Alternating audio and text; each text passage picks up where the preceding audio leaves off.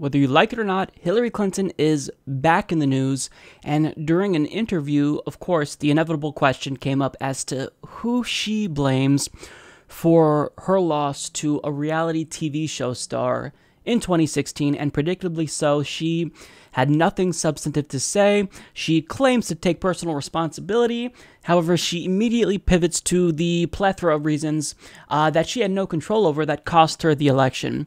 So let's watch, and then we'll talk about it. It wasn't a perfect campaign. There is no such thing. But I was on the way to winning until the combination of Jim Comey's letter on October 28th and Russian WikiLeaks raised doubts in the minds of people who were inclined to vote for me but got scared off. And the evidence for that intervening event is, I think, compelling, persuasive, and so we overcame a lot in the campaign. We overcame an enormous barrage of negativity, of false equivalency, and so much else. But as Nate Silver, who doesn't work for me, he's an independent analyst, but one considered to be very reliable, has concluded, if the election had been on October 27th, I'd be your president. And it wasn't. It was on October 28th, and there was just a lot of funny business going on around that. And ask yourself this, within an hour or two of the Hollywood Access tape being made public, the Russian theft of John Podesta's emails hit WikiLeaks. What a coincidence. So, you just can't make this stuff up. So, did we make mistakes? Of course we did. Did I make mistakes? Oh my gosh, yes, you'll read my confession and my request for absolution.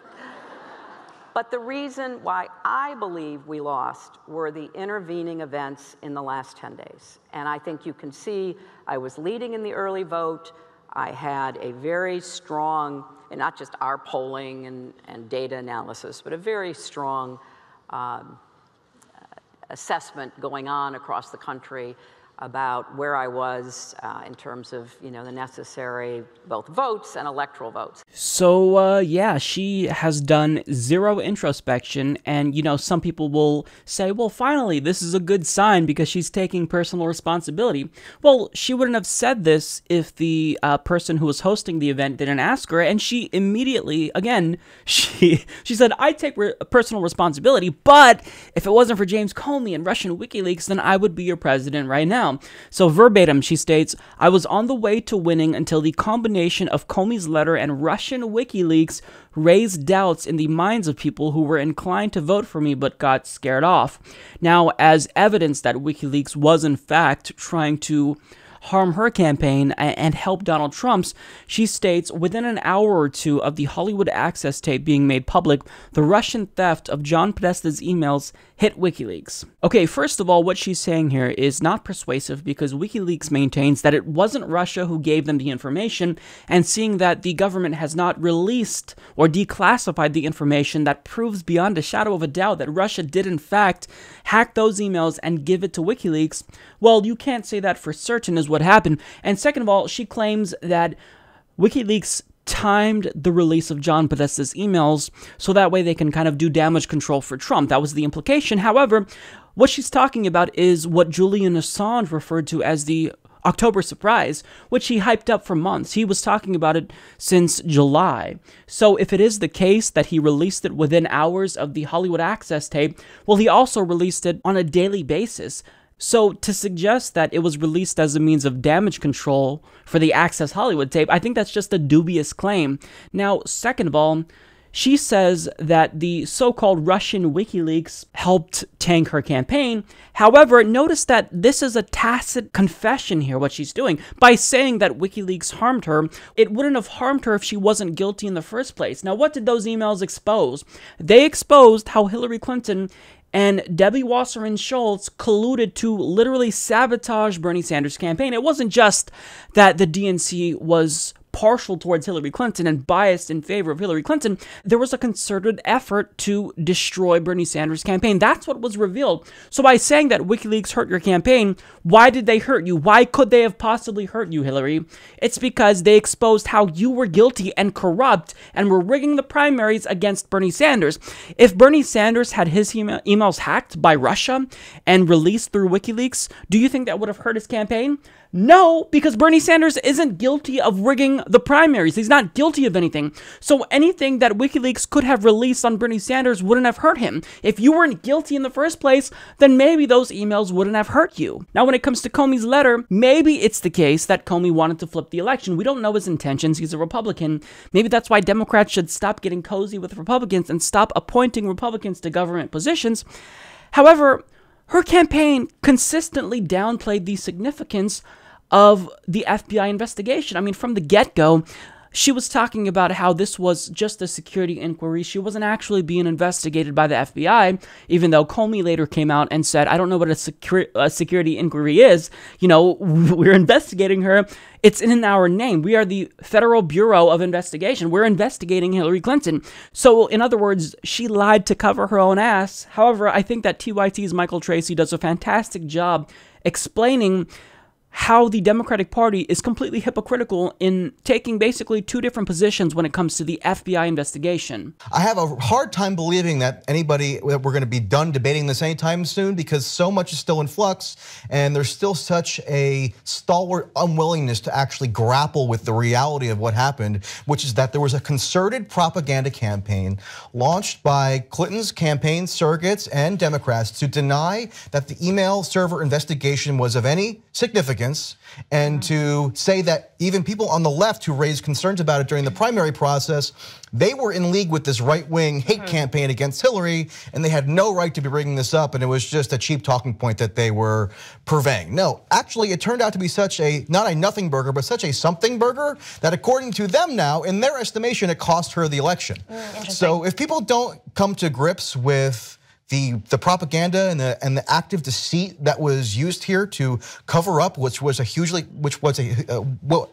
consequential investigation, then I don't see how we really move forward. So in other words, during the election, Hillary Clinton downplayed the extent to which James Comey or the FBI could influence the election, but now that the election is over, she's saying, oh, James Comey, he in fact did influence the election.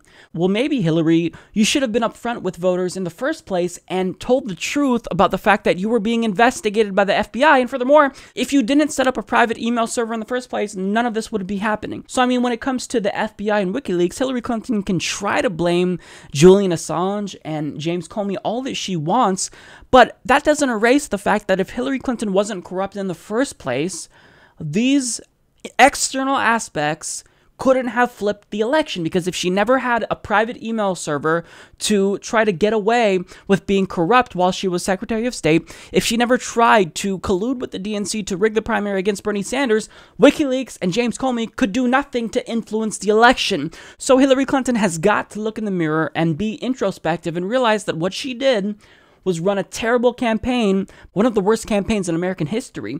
Her campaign was bereft of policy. She made rookie mistakes that a seasoned politician should never make. She also divided the base, which you never do. And then she chose the worst possible vice presidential running mate instead of Elizabeth Warren, instead of Bernie Sanders. And she also didn't campaign in Wisconsin. She took the Rust Belt for granted. And you don't lose to someone like Donald Trump unless you're completely incompetent. So it's time that she actually wakes up and realize that it wasn't James Comey that forced her to set up a private email server. It wasn't WikiLeaks or Julian Assange that influenced Hillary Clinton to rig the primary against Bernie Sanders. These are all things that Hillary Clinton did to herself. And again, if you're not guilty in the first place, WikiLeaks and the FBI would have no dirt on you.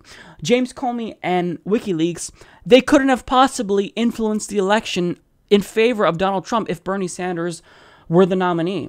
Every time I'm forced to come out and talk about Hillary Clinton in 2017, my soul dies just a little bit more, you know? It's really disgusting. I don't want to talk about Hillary Clinton anymore. However, I think it's incredibly important that anytime she says something ridiculous, we have to come out and rebuke her statements, because Hillary Clinton, by saying that she did nothing wrong, she's going to influence other politicians, other Democrats, to double down on a losing strategy. And whenever she comes out and speaks and says that she, wasn't responsible for losing, she takes no responsibility, well, this divides the base. Hillary Clinton is a divisive figure. She's one of the most unpopular politicians in the country, and every single time she comes out and says things like this, well, the whole fight between progressives and Hillary Clinton supporters, it's just reignited. And there was a perfect example of this during a segment on The View. Every time I see her do an interview, I'm waiting for a moment where she just doesn't blame anyone but herself and acknowledges why they lost. Why? The reason why she lost was that her foreign policy at the State Department was a disaster. Her intervention in Libya led to terrorist havens and the infiltration of ISIS.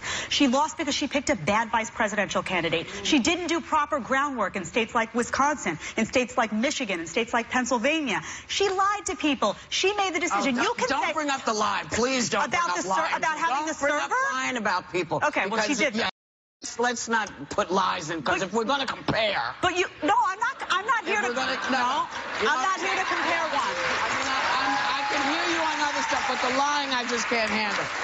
Go ahead, babe. Did you I was just gonna, no, I was going to let you finish if you had, but I tend to agree. I was a little shocked when I saw her say that at first, because I think there was a moment after the election when so many of us stopped after looking at those polls and the buildup, and we were like, what did we miss? In some ways, I think she might still be missing some of it. I think if she had said these both were a part of the problem, but that they missed.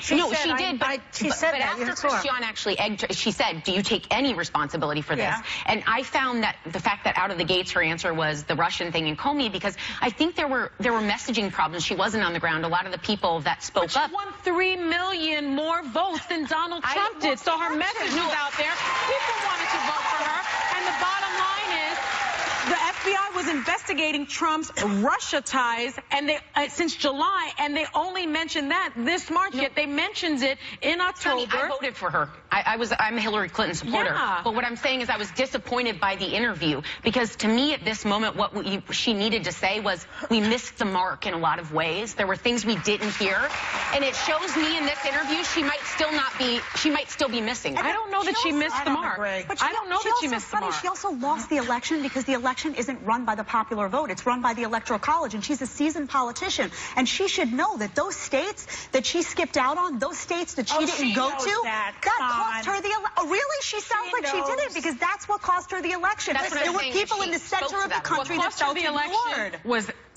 FBI Director Comey. What cost her the election, in my humble opinion, is Russia's hacking. And what cost her the election is, if you look at the stats, people, I agree with Van Jones.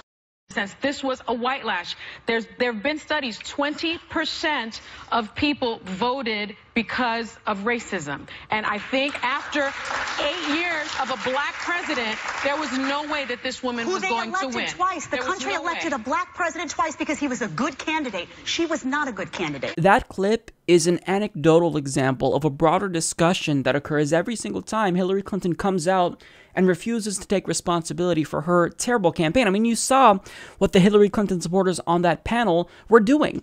They were trying to make up dozens of excuses for Hillary Clinton. Well, it was because of this and that. And the hosts that dared to be reasonable were shut down. So this is a figure in politics that's incredibly divisive, and what she's doing is not just further dividing the base, she's also doing things that are harmful. She's saying things that are encouraging Donald Trump. So during the same forum, she claimed to be part of the resistance against Donald Trump, but she has not done a very good job at resisting Trump, because she actually was asked about his Syrian airstrikes during the same event, and the so-called member of the resistance, who wants to be the leader of the resistance, said that she approved of his airstrikes and thinks that he should take them further. And she also insinuated that Donald Trump probably shouldn't have alerted the Russians to the fact that he would be bombing a Syrian airfield, meaning Donald Trump would have killed Russian soldiers and sparked World War III. That's what Hillary Clinton is in favor of. So she wasn't just a terrible 2016 presidential candidate, she's just an unlikable politician. There's a reason why the base don't like her. There's a reason why voters think that Democrats are out of touch. It's because when people look at the Democratic Party, They think that Hillary Clinton is emblematic of the Democratic Party. And there's so many problems with Hillary Clinton that she's bringing down the rest of the Democratic Party. Now, people that looked to Hillary Clinton as an example of the Democratic Party are correct. Everything that's wrong with Hillary Clinton is also wrong with the Democratic Party. So as long as she's going to be out there, she's going to divide the left. She's also going to bring down the rest of the Democratic Party. Hillary, you're not going to be the leader of the resistance. You're a divisive figure. You're unlikable. We don't like you. We want you to go away and get out of politics. You have millions upon millions of dollars. You can do so many things that doesn't involve you being directly involved with American politics. I mean, you can take a cue from Jimmy Carter. You can make a difference in third world countries, in the developing world, but you don't want to do that. You are so narcissistic that you are refusing to get out of the public sphere, even though you're one of the most unpopular politicians in the country. Hillary, you're hurting all of us. Your continued presence is hurting all of us, and you're emboldening Donald Trump. You have to stop. Support this podcast by joining the independent progressive media revolution today at humanistreport.com.